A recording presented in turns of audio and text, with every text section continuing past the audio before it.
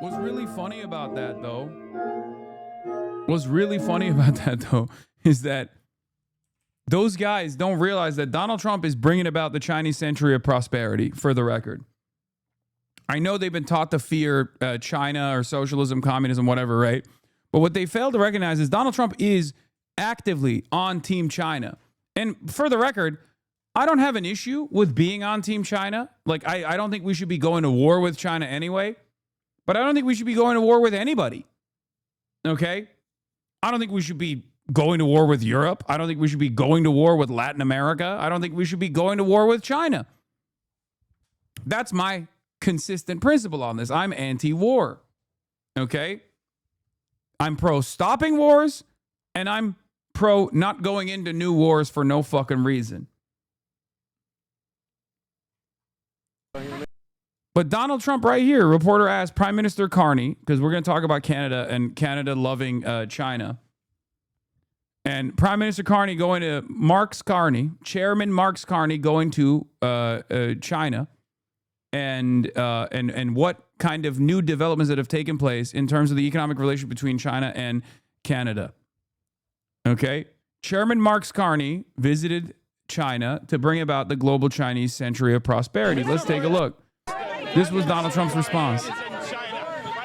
Prime Minister Carney is in China. How do you see the deals Canada and China have just signed, trade deals between the two partners? Well, that's okay. That's what he should be doing. I mean, it's a good thing for him to sign a trade deal. If you can get a deal with China, you should do that.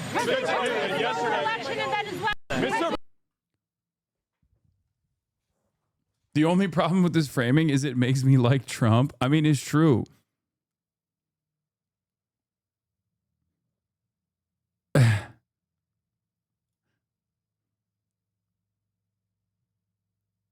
Law global, more like Chinese local prosperity, global misery. True. I shouldn't have said global Chinese prosperity century.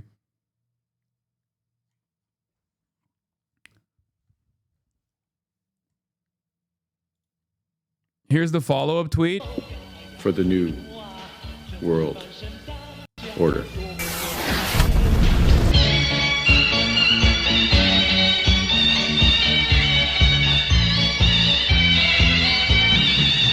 Never bet against the mandate of heaven. Is true. It's true. This motherfucker was like, all right, bet. All right, fucking bet, dude. Don't bet against the mandate of heaven. Mark Carney went to China, and now the Canadian citizens have visa-free travel to China. And they're shipping EV fleets to Canada.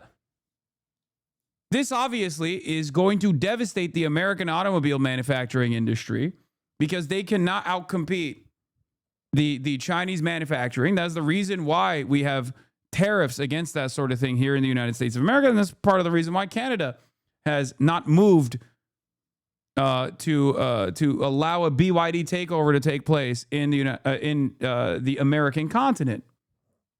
I'm about to cop a Xiaomi YU7 Unk.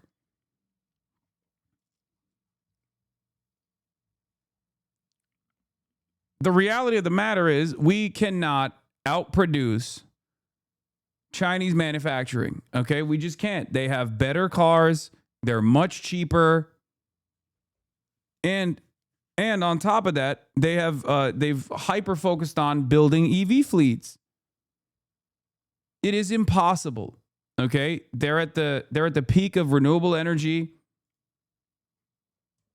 And Donald Trump's belligerent trade strategy has literally forced the hands of countries that want to align with America, countries that have been fearful of communism, fearful of China, and have a very Orientalist, xenophobic framework that they operate off of, to go, you know what? Maybe Chinese bitches are bad. Maybe Chinese weed is louder than American weed. You know what I mean? Maybe I will actually deal with them a little bit differently now going forward. Trump did that. Now, do I have an issue with this? No. Right? I don't. Because I'm a fucking consumer at the end of the day, okay? And from a consumer perspective, from a consumer perspective, it's good that these guys get to have, you know, a litany of alternatives. Okay, specifically renewables. Americans need to get their shit in order and get back into the R&D game when it comes to renewables, when it comes to electric vehicles, instead of moving away from EVs and creating larger and larger gas guzzling giants and only forcing. No, she's not behind me. It's fine. And only forcing countries by tariff threats to purchase fleets of American vehicles, even if it doesn't actually work in their own with their own internal safety standards.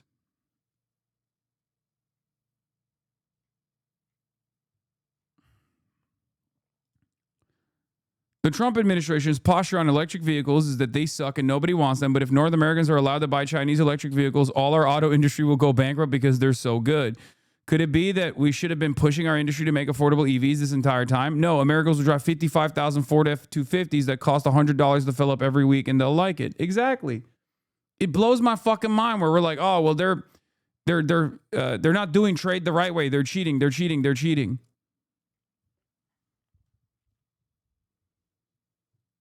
I love my friends in Canada, but they will live to regret the day they let the Chinese Communist Party flood the market with their EVs.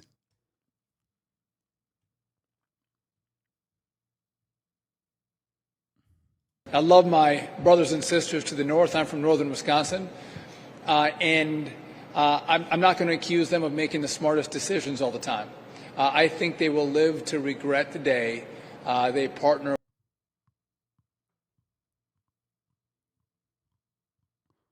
Do you think Chairman Mao blows fat clouds aloud on the down low? Yes, and probably not. They're very anti-weed over there. Very ironic outcome for sphere of influence politics. I know for a fact that Canada would never even dare to entertain leaning into the Chinese direction like this, no matter how sweet of a deal it is for the Canadian consumer, if America wasn't doing the most insane trade policy anyone's ever fucking seen. Another thing that I called during Liberation Day.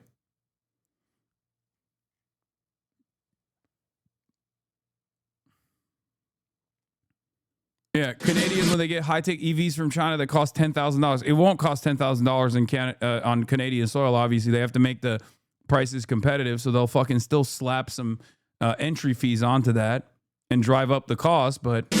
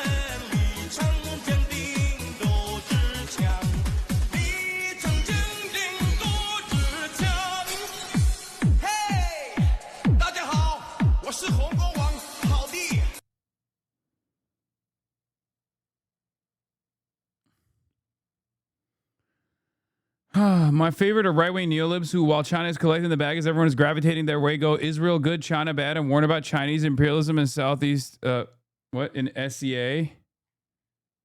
Southeast Asia. I sent this to my friend from China after Trump pissed him off. I got a text from a random number immediately within 5 seconds after. It just said, observed of all observers with a toast emoji. This showed up earlier after the first Euroid chatter. Well, at least we can protest when our police kill us. Your police kill you? This meme highlights how Western critiques of China fixate on surveillance and censorship while ignoring that the U.S. has far worse material outcomes. In the meme, there are two categories of concerns being expressed. First is the concern over a material outcome. In this case, that would be civilians being killed by police. Then there is the concern over individual expression. In this case, being able to protest. A society's material outcomes refer to the conditions of life for its citizens, such as physical health, affordability, healthcare, housing, physical things that directly touch people. A country's material outcomes affect the citizens' bodies, bank accounts, and lifespans. A police officer Only the first 49,000 Chinese EVs per year enjoyed the 6% tariff.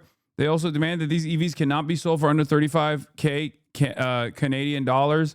The bigger deal is that they will allow Chinese wind power companies to enter the CA market.